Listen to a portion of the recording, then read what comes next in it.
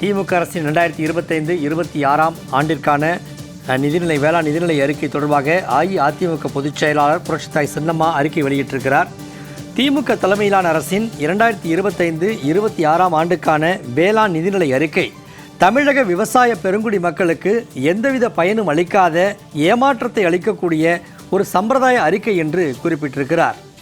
திமுக தலைமையிலான அரசு ஆட்சிக்கு வந்தது முதல் ஆண்டுதோறும் வேளாண் துறைக்கு தனியாக நிதிநிலை அறிக்கை தாக்கல் செய்திருப்பதன் மூலம் தமிழக விவசாயிகளுக்கு எந்த பலனும் ஏற்படவில்லை என்று புரட்சித்தாய் சின்னம்மா குறிப்பிட்டிருக்கிறார். உண்மையை சொன்னால் திமுக ஆட்சிக்கு வந்த பிறகு விவசாயிகளின் வாழ்வாதாரம் மிகவும் மோசமானதுதான் மிச்சம். திமுக தனது தேர்தல் அறிக்கையில் சிறு குறு விவசாயிகள் கூட்டுறவு வங்கிகளில் பெற்றுள்ள பயிர்க்கடன்கள் மற்றும் நகைக்கடன்கள் முழுவதும் தள்ளுபடி செய்யப்படும் என்று அளித்த வாக்குறுதியை நம்பி பெரும்பாலானோர் தங்களிடமிருந்த சிறிய தங்க நகைகளை கூட அடகு வைத்து பெற்ற பணத்தை விவசாயத்தில் முதலீடு செய்தனர். ஆனால் நடந்தது என்ன? திமுக அரசு விவசாயத்திற்கு போதிய பாசன வசதியை ஏற்படுத்தி தரவில்லை. காவிரி நீரை பெற்று தருவதிலும் எந்தவித முயற்சியும் எடுக்கவில்லை. விவசாயிகள் மிகவும் கஷ்டப்பட்டு விளைவித்த பயிர்களை இந்த அரசு முறையாக கொள்முதல் கூட செய்யவில்லை. மழை வெள்ளத்தால் பாதிக்கப்பட்ட விளைவித்த பயிர்களுக்கு நிவாரணமும் வழங்கவில்லை. இதுபோன்று இந்த ஆட்சியாளர்கள் விவசாய பெருங்குடி மக்களின் இன்றியமையா தேவைகளை கூட பூர்த்தி செய்யாமல் அவர்களை கைவிட்டதனால் விவசாயத்திலும் லாபம் பெற முடியாமல் கடுமையாக நஷ்டமடைந்தனர்.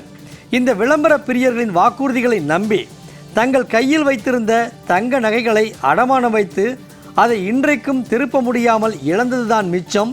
இது திமுகவினர் தமிழக விவசாயிகளுக்கு செய்த மிகப்பெரிய துரோகம் என்று புரட்சித்தாய் சின்னம்மா தமது அறிக்கையில் குறிப்பிட்டுள்ளார்.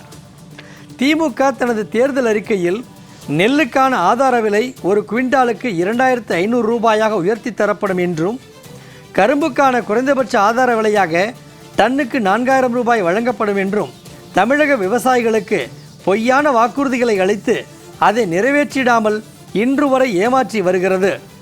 இந்த 2025-26 ஆண்டிற்கான வேளாண் நிதிநிலை அறிக்கையிலும் இது சம்பந்தமாக எந்தவித அறிவிப்பும் இடம்பெறவில்லை என்று புரட்சித்தாய் சின்னம்மா தமது அறிக்கையில் குறிப்பிட்டுள்ளார்.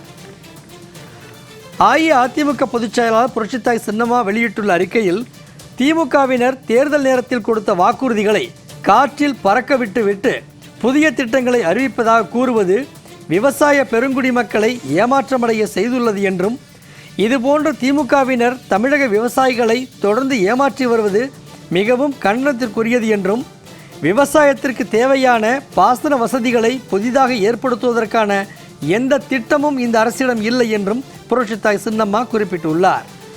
தமிழகத்தில் இருக்கின்ற நீர்நிலைகளை மேம்படுத்துவதற்கான எந்த சிறப்பு திட்டமும் இந்த நிதிநிலை அறிக்கையில் இடம்பெறவில்லை. பயிர் காப்பீட்டுக்காக கடந்த 4 வருடங்களுக்கு மொத்தம் 8778 கோடி ரூபாய் நிதி ஒதுக்கீடு செய்யப்பட்டிருந்த நிலையில் இதுவரை 30 லட்சம் விவசாயிகளுக்கு மொத்தம் 5242 கோடி ரூபாய் தான் பயிர் காப்பீட்டு தொகை கிடைக்கப்பெற்றதாக குறிப்பிடப்பட்டுள்ளது. திமுக தலைமையிலான அரசால் விவசாயிகளுக்கு வருடாவருடம் ஒதுக்கீடு செய்யப்படும் பயிர் காப்பீடு தொகையை கூட முழுமையாக கொடுக்க முடியவில்லை.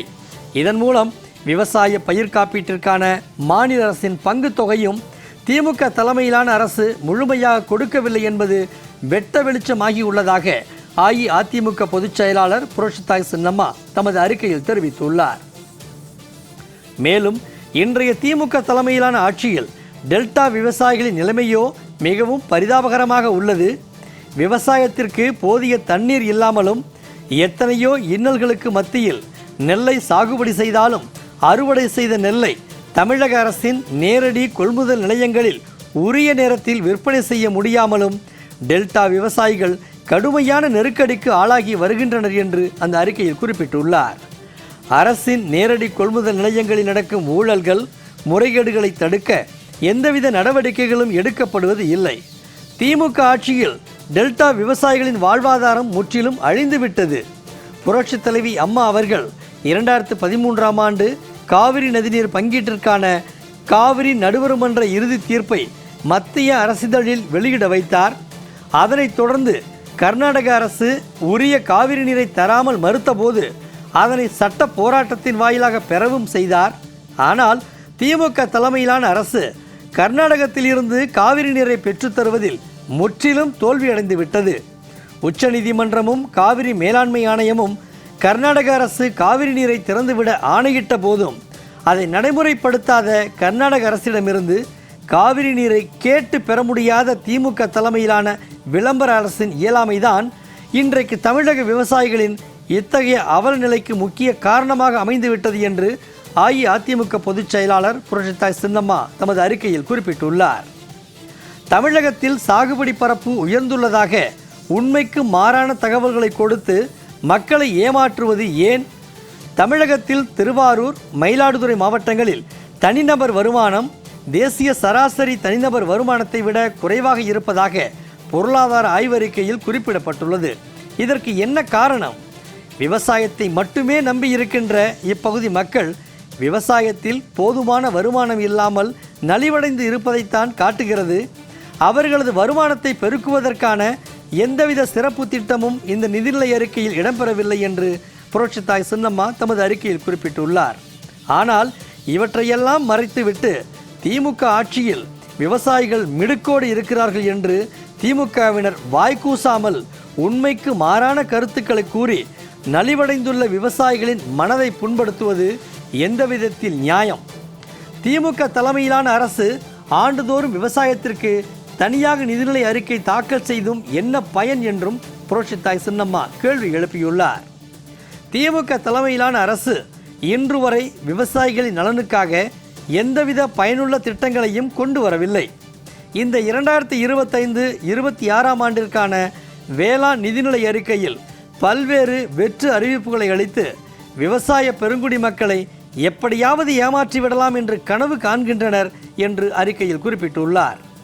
ஆனால் தமிழக விவசாயிகளையும் விவசாயத்தையும் அழிக்கின்ற நடவடிக்கைகளை தொடர்ந்து செயல்படுத்தி கொண்டிருக்கும் திமுகவினரை தமிழக விவசாயிகள் இனியும் நம்பப் போவதில்லை. வரும் சட்டமன்ற தேர்தலில் திமுகவினருக்கு தக்க பாடம் புகட்டுவார்கள் என்பதை இந்நேரத்தில் தெரிவித்துக் கொள்வதாக அஇஅதிமுக பொதுச் செயலாளர் புரட்சித்தாய் சின்னம்மா தமது அறிக்கையில் குறிப்பிட்டுள்ளார்.